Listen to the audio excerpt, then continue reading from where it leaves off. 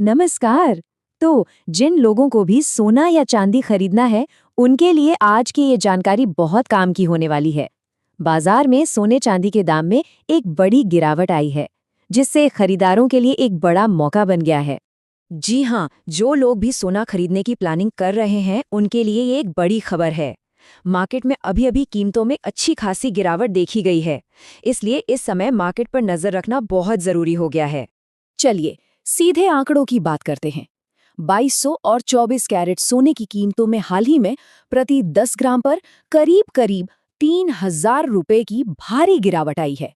ये कोई छोटा-मोटा उतार चढ़ाव नहीं है, बल्कि एक बहुत बड़ी गिरावट है, और यही आज हमारी चर्चा का केंद्र है। तो अब सबसे बड़ा सवाल यही है, क्या सोना खरीदने का ये बिल्कुल सही समय है? अभी खरीदारी कर लेनी चाहिए या थोड़ा और इंतजार करना बेहतर होगा? इस सवाल का जवाब ढूंढने के लिए सबसे पहले ये समझना पड़ेगा कि आखिर ये दाम गिर क्यों रहे हैं।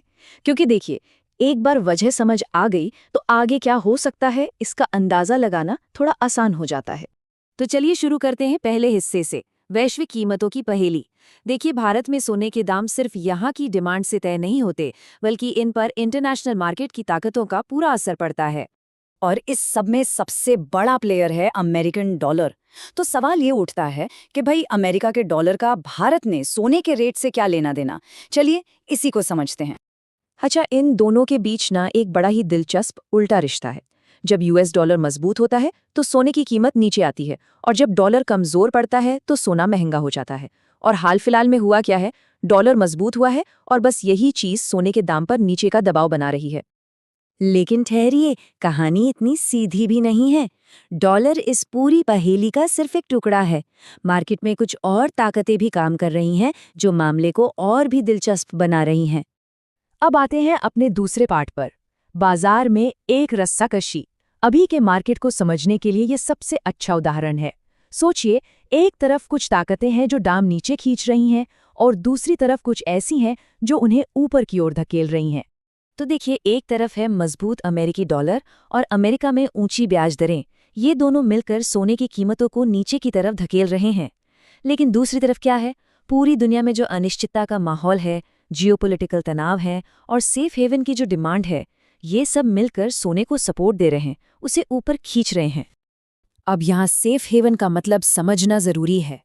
ये एक ऐसा इन्वेस्टमेंट होता है, जैसे कि सोना, जिससे उम्मीद की जाती है कि जब मार्केट में गड़बड़ हो, जैसे कोई जंग या आर्थिक संकट, तब इसकी कीमत या तो स्थिर रहेगी या बढ़ेगी।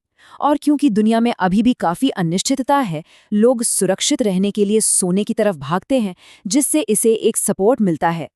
तो पॉइंट ये है कि नीचे की ओर दबाव और ऊपर की ओर सपोर्ट के बीच ये जो लड़ाई चल रही है, इसकी वजह से बाजार में बहुत ज़्यादा अस्थिरता, यानी कि उतार चढ़ाव पैदा हो गया है।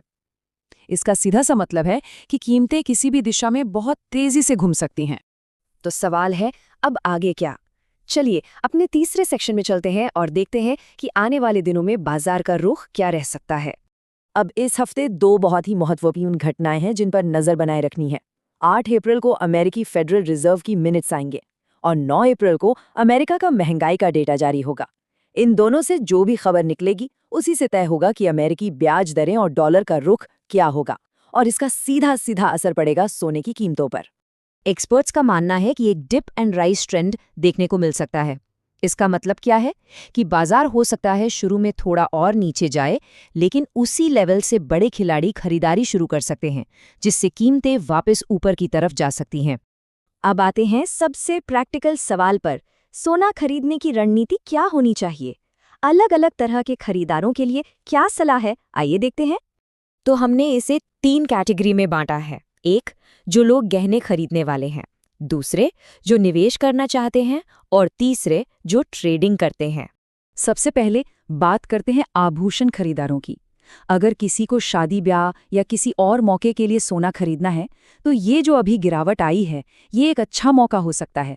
बहुत ज़्यादा गिरावट का इंतजार करना शायद सही ना हो, क्योंकि ये बाजार इतना अस्थिर है कि कभी भी अचानक पलट सकता है।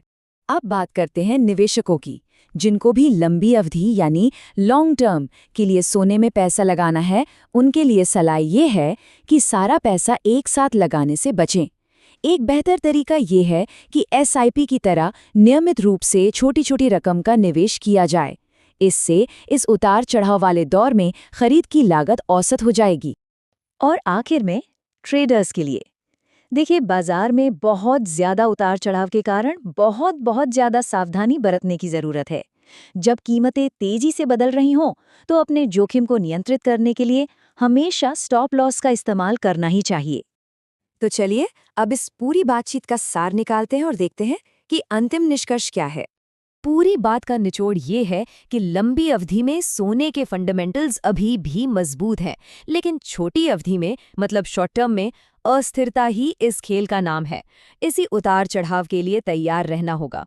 और ये सारी चर्चा हमें एक बड़े सवाल के सामने लाकर खड़ा कर देती है कि बढ़ती अनिश्चितता की इस दुनिया में क्या सोना आज भी सबसे सुरक्षित निवेश है?